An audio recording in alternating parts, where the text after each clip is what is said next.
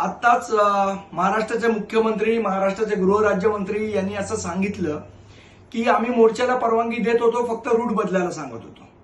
मला स्पष्टपणे सांगायचं आहे की मोर्चाची परवानगी पोलीस द्यायला तयार नव्हते आणि जो रूट बदलण्याचा विषय आहे तो ते आम्हाला सांगत होते. घटना घडली मीरा रोडमध्ये, व्यापाऱ्यांनी मोर्चा काढला मीरा रोडमध्ये आणि आम्हाला सांगत होते मोर्चा काढा घोडबंदर रोडला. मला सांगा, मीरा रोड मधल्या घटनेचा घोडबंदरला कोणी मोर्चा काढता का? याचा अर्थ तुम्हाला परवानगी द्यायची नव्हती. तुम्ही गुजरात्यांना परवानगी दिलीत, त्यांच्यावर गुन्हे दाखल केले, आमच्यावर पण गुन्हे दाखल करायचे होते. आम्ही कोणी नाही म्हटलेलं तुम्हाला. पण अशा खोट्या समजुती पसरवू नका. आणि मला सर्व महाराष्ट्रातल्या तमाम लोकांचा फोन येतोय.